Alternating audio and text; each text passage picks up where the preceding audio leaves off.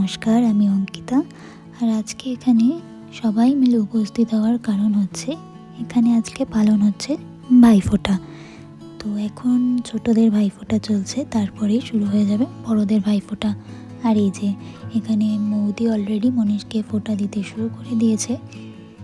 আর এখানে যেহেতু সবাই বাড়ি থেকে অনেক দূরে রয়েছে নিজেদের পরিবারকে ছেড়ে, তো এখানে সবাই এরকম ভাই বোন দাদা নানা রকম সম্পর্কে কিন্তু এখানে সবাই একটা পরিবারের মতো করে থাকা হয়।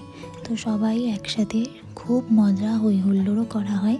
তার সাথে কিন্তু প্রত্যেকটা বাঙালি রিচুয়ালসও কিন্তু যতটা সম্ভব ততটা চেষ্টা করা হয় প্রত্যেকটা অনুষ্ঠানই এরকমভাবে পালন করার।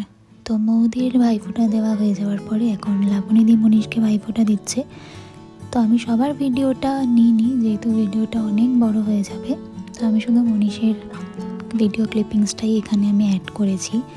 তো যাই হোক, শুধুমাত্র কিন্তু ভাইফোঁটার অনুষ্ঠান বা রিচুয়ালস নয়, এখানে কিন্তু আজকে আয়োজন করা হয়েছে বিভিন্ন রকমের মুখরোচক খাওয়া দাওয়ারেরও। তো শুধুমাত্র খাওয়া দাওয়া ছাড়া শুধুমাত্র রিচুয়ালস, এটা তো আমার মনে হয় যেন কোনো অনুষ্ঠানই পূর্ণ হয় না।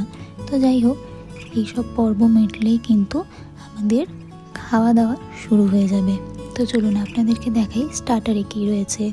আর এই যে স্টার্টারে ছিল হচ্ছে আফগানি টেংরি কাবাব, যেটা শান্তনুদা বানিয়ে এনেছিল।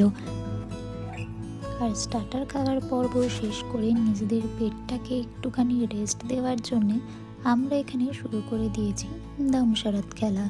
তো এখানে সবাই মিলে একটা গ্রুপ করা হয়েছে, পাঁচজন করে। তো সেই দামশারাত খেলার ফাঁকেই আমি ভিডিওটা নিয়ে নিয়েছি। মেন কোর্সের ছিল হচ্ছে সর্ষে চিংড়ি, চিকেন, সালাড, ভাত আর চাটনি, মিষ্টি।